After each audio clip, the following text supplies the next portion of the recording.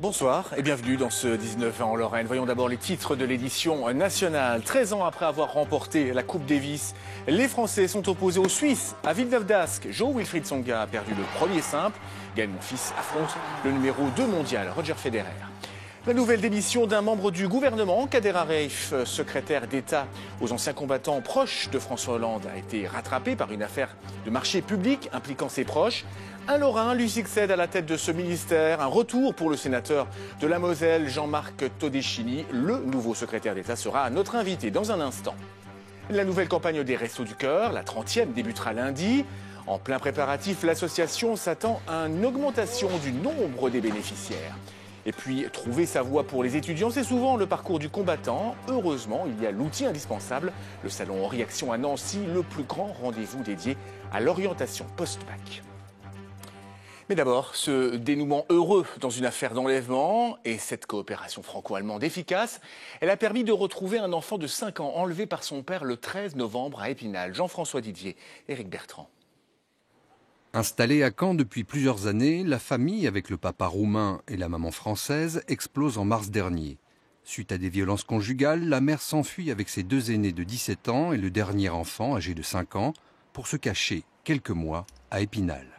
Le père de famille a réussi à joindre téléphoniquement la mère. Il ne savait pas où il se trouvait, mais à partir de l'automne, il y a eu des menaces. Le père disant « dis-moi où tu es, sinon tu vas souffrir ».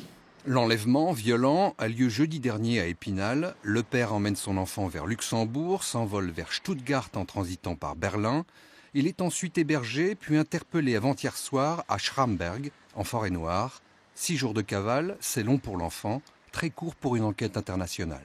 La barrière de la langue est effacée par 2 actions. L'action du Centre de coopération de police et de douane qui est un intermédiaire qui est bilingue, trilingue et qui nous permet, nous, d'avoir des interlocuteurs en langue française qui traduisent en langue allemande, par exemple, et aussi par les attachés de sécurité intérieure qui sont donc des commissaires de police qui sont basés dans les pays correspondants. Tout s'est fait en temps réel et on n'aurait pas été plus efficace et pertinent sur le territoire national. Donc c'est vraiment le signe d'une avancée tout à fait significative. Les clichés sur la lenteur européenne, Derrick et ses descendants prennent une claque avec cette affaire. Bien menés par Europol et Sirène, les systèmes de police et de justice européens semblent maintenant bien rodés. Et donc, je vous le disais en titre, ce changement au sein du gouvernement au ministère des Anciens Combattants. Exit Kader Arif, démissionnaire après avoir été cité dans une enquête pour favoritisme. Et la nomination en tant que secrétaire d'État du sénateur de la Moselle, Jean-Marc Todeschini. Bonsoir, monsieur le ministre. Bonsoir. Un mot d'abord sur la démission de Kader Arif. Son nom est cité, je le disais, dans une affaire de favoritisme présumé dans 2 sociétés d'organisation de spectacles. Et elle est logique pour vous, cette démission ? Écoutez, j'ai eu Kader Arif, qui est un ami au téléphone, immédiatement après ma nomination. Il a souligné, il m'a dit qu'il voulait préserver la fonction ministérielle qui avait été la sienne et qu'il ne pouvait pas se défendre tout en restant membre du gouvernement. Il a choisi de partir. Qu'est-ce que vous avez pensé tout de suite lorsque vous avez été nommé ? Écoutez, lorsque vous avez le président de la République qui vous appelle, c'est d'abord un moment important, mais c'est le moment de la réponse qui est le plus important. Et une fois que j'avais dit oui, c'est plutôt un moment de grand vide, parce que c'est un basculement. Je conçois pas ma liberté de parole comme ministre que comme parlementaire. Parlementaire, ma parole était libre. Moi, si je fais partie d'une équipe, lorsque j'ai fait partie d'une équipe, ça a toujours été pour être une équipe soudée, avec des débats à l'interne et ensuite une position commune.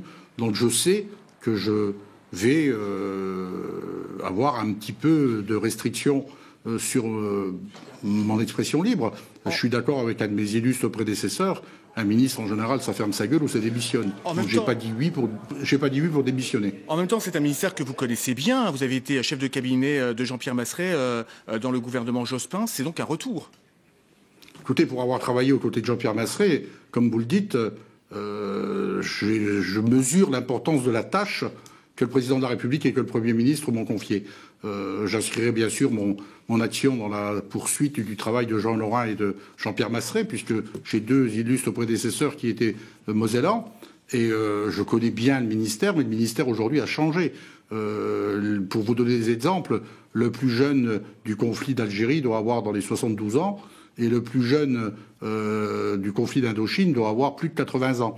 Donc aujourd'hui, on a aussi les OPEX, les opérations extérieures. C'est tout à fait une autre démographie du ministère et un autre travail. Un ministère que je ne conçois pas tourné vers le passé, mais tourné vers je dirais, l'avenir. Certes, les commémorations de la guerre de 14-18, celle de la libération de plusieurs villes en France des forces nazies, du joug nazi, est quelque chose d'important, mais c'est quelque chose d'important à la fois pour honorer ceux qui sont tombés. Ils étaient venus de partout, de toutes les couleurs, et ce message-là doit passer dans les jeunes générations. Merci beaucoup, Monsieur le ministre. Merci beaucoup, Jean-Marc Todeschini. Et puis, bonne route à vous. Merci. Merci. Merci. La 30e campagne d'hiver des Restos du Cœur débutera lundi. Dans un contexte de crise, l'association s'attend à une augmentation du nombre de bénéficiaires. Veillée d'armes dans un entrepôt des Restos en Moselle où l'on prépare activement cette journée. Jean-Christophe Panec, Alain Blanquet. En coulisses, on s'active. Tous les bénévoles sont sur le pont pour préparer les commandes destinées aux différents centres de distribution du département. Sur les palettes des produits alimentaires, mais pas seulement. Dans cet entrepôt, des vêtements neufs réservés tout spécialement aux bénéficiaires. C'est pas parce que les gens sont démunis, c'est pas parce que les gens ils sont dans le besoin qu'on doit les considérer comme des gens qui ne doivent rien avoir de neuf. Donc ponctuellement, quand on peut leur apporter une petite goutte d'eau en leur donnant des vêtements neufs, pourquoi pas? Ils ont le droit à la dignité et à retrouver un petit peu, tout doucement, une part dans la société. Dans l'entrepôt voisin, opération récup. Ici, on trie des jouets usagés déposés par des particuliers. Un peu le village du Père Noël, version resto. Il y a beaucoup d'enfants qui n'ont pas les moyens de s'acheter, les parents n'ont pas les moyens d'acheter des jouets à leurs enfants. Et les Restos du Cœur répondent justement à ces besoins-là. Donc voilà, c'est important que les Restos du Cœur soient là aussi pour offrir à ces enfants un Noël comme il faut, quoi. Mais les restos, cela reste avant tout les repas distribués aux bénéficiaires. 17 000 l'an passé en Moselle lors de la campagne hivernale. Cette année, dans le département, on s'attend à une fréquentation en hausse, mais dans quelle mesure? Encore difficile à dire. Il y a beaucoup plus d'inscrits que d'habitude avant de démarrer la campagne. Est-ce que c'est un signe ou non? Ou est-ce que c'est au contraire des précautions que prennent les gens? Je ne sais pas. Mais en tout cas, nous, on est prêts à faire face à plus 10, plus 10%. L'année dernière, le nombre des bénéficiaires avait grimpé de 17%. Près d'1 200 000 repas avaient été distribués dans le seul département de la Moselle. Et au même moment, en Meurthe-et-Moselle, le collectif des associations caritatives de Nancy était réuni pour lancer un appel et dénoncer l'augmentation de la précarité et de la pauvreté en France, plus 44% de SDF en 11 ans. Écoutez le représentant de ce collectif. Toujours, il faut se rappeler que derrière les chiffres, il y a des femmes, des hommes, des enfants. Et il faut surtout se rappeler que ces personnes ont des talents, ont des compétences. Et que ces talents et ces compétences, elles ne peuvent pas les exploiter. Donc ce ne sont pas des personnes qui cherchent à bénéficier des minima sociaux. Personnellement, moi, je n'en connais pas. Ce sont des personnes qui se désespèrent de ne pas pouvoir trouver les conditions de leur autonomie. Les lycéens et étudiants qui cherchent leur voie professionnelle sont au salon Réaction, le plus grand rendez-vous dédié à l'orientation post-bac dans l'académie Nancy-Metz. Et c'est jusqu'à samedi soir. Marion Feutry, Sébastien Roch. Leur avenir est loin d'être tout tracé. Et pour ces lycéens en quête d'une formation post-bac, ce salon est une vraie jungle. Université, BTS, école privée, il y a de quoi être un peu déboussolé. Pour le moment, j'ai pas trop d'idées sur ce que je veux faire. Et puis on regarde, on se renseigne, peut-être une école de commerce. C'est pas simple à chercher, quoi. À trouver surtout. Il n'y a pas grand-chose pour les bacs pro, je trouve. Même pour ceux qui ont déjà une petite idée, beaucoup d'inquiétudes, beaucoup de questions. Et pour y répondre, des étudiants qui ont déjà fait le saut dans le grand bain. Je préfère être de ce côté-là que de l'autre côté. Après, c'est intéressant de passer de l'autre côté et de pouvoir leur apporter nos témoignages et notre expérience. Je veux dire, on n'était pas avec eux, on était stressés, on ne savait pas trop à quelle sauce on allait être mangé durant cette mythique année de PACES. Mais on était contents quand on était à leur place de trouver des étudiants pour nous conseiller, pour nous rassurer aussi. Rassurer, c'est aussi le rôle des conseillers d'orientation. Ils interviennent auprès des jeunes qui ne parviennent pas à trouver leur bonheur parmi les 220 formations proposées. Il y a énormément d'informations et tout le problème, c'est souvent de trouver la bonne information qui nous corresponde, qui répondent à notre problématique. Donc nous, on est là pour aider les jeunes à faire ça. Le salon est ouvert à tous jusqu'à demain, à condition bien sûr de s'armer de temps et de courage. Et on reste dans le domaine de l'enseignement. 48 heures pour faire vivre des idées. Voilà ce que propose l'ENSIG, l'École nationale supérieure en génie des systèmes et de l'innovation de Nancy. Un remue-ménage qui pourrait intéresser le monde de l'entreprise. René Elkaïm, Bruno Vignier. C'est quoi votre question de départ? Là, vous avez un thème, mais optimiser l'agriculture, à la limite réussir à casser ce qu'on a. Ça chauffe au pays des neurones. Ces étudiants ingénieurs réunis en petits groupes travaillent depuis hier soir sur un thème bien précis, celui du monde agricole. Comment changer l'agriculture actuelle pour mieux répondre aux besoins de l'agriculture future. Donc on est plutôt là, dans cette phase de travail, on est plutôt axé sur le marché, mais dans le travail global, c'est vraiment très large. Apprendre à travailler en groupe avec des élèves venus d'autres écoles, confronter ses idées avec celles des autres, voilà un début avoué de ces 48 heures pour faire vivre des idées.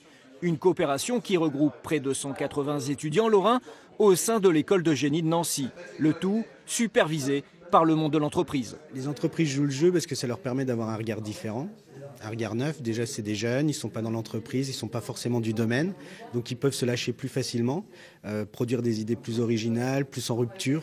Hormis le monde agricole, différents thèmes comme la puériculture sont abordés par d'autres groupes. Un travail collectif fort apprécié par ces futurs ingénieurs. Je pense qu'on gagne en rapidité dans le développement de nouvelles idées. On n'apprend pas ça à l'école. On est souvent très rationnel et on manque souvent beaucoup de créativité. C'est l'intérêt de ce type d'atelier. Les ateliers se termineront ce samedi soir. Chaque groupe d'étudiants devra alors présenter 2 idées susceptibles d'intéresser le monde de l'entreprise. Et ouvrons à présent notre page hebdomadaire consacrée à la Grande Guerre. À la mobilisation des hommes succède dès le mois de septembre 14 la mobilisation des usines. L'effort de guerre passe par la production de tout le matériel de guerre en général. Les usines sidérurgiques et métallurgiques du nord-est de la France sont en première ligne.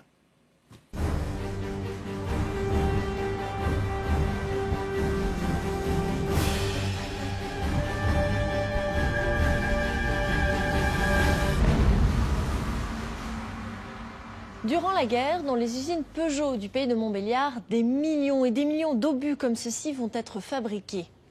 De même que des mitrailleuses, des outils, des cycles, des moteurs d'avions et de chars et bien sûr des voitures et des camions. Les industries métallurgiques sont parmi les plus mobilisées par l'État pour répondre aux besoins des armées. Elles agissent aussi par intérêt et par patriotisme. Armand Peugeot avait déclaré en 1912 « L'automobile fait partie intégrante de la défense nationale, vous pouvez compter sur les constructeurs ». Peugeot sera d'ailleurs présent en septembre 14 à Bordeaux lorsque le gouvernement lance la guerre économique. Pour faire face à la demande, l'usine de Sochaux s'agrandit. Les usines de Beaulieu et Audincourt refont le plein. Femmes, étrangers, ouvriers spécialisés de retour du front sont à l'œuvre. On réorganise la production et on crée le travail à la chaîne. Ainsi, les principes du taylorisme que les patrons avaient en tête sont enfin appliqués. Décomposition des tâches, spécialisation des machines, mesure du temps, les usines gagnent en efficacité. Et beaucoup d'éléments sont prêts pour assurer après-guerre la production en masse et en série de véhicules. Allez, pour terminer, un mot de sport. Et c'est le match de l'année pour le FC Metz. Le choc face au PSG, c'est ce soir à 20h30 à Saint-Symphorien, à quelques minutes du coup d'envoi du match qui se jouera à guichet fermé.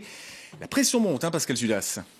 Ils seront 25 000 dans les travées de Saint-Symphorien pour la venue du Paris Saint-Germain. Le FC Metz joue à guichet fermé ce soir et pour cause, Zlatan Ibrahimovic est de la partie. Preuve que le PSG et toutes ses stars ne prennent pas les grenats à la légère. Le champion de Ligue 2 actuel, 9e du championnat, invaincu à domicile face au double tenant du titre de la Ligue 1 qui pourrait reprendre la tête du classement en cas de victoire. L'affiche a de quoi motiver les foules. Alors certes, Metz ne part pas favori dans cette opposition, mais qui sait, après 33 rencontres disputées sur la pelouse messine, au bilan c'est bien l'équipe lorraine qui mène avec 14 victoires à 11.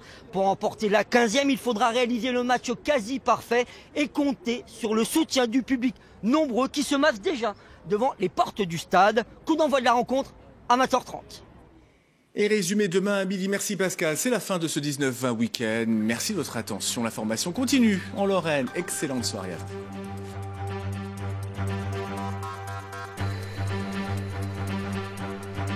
Retrouvez toute votre actualité régionale sur l'application France 3 Régions.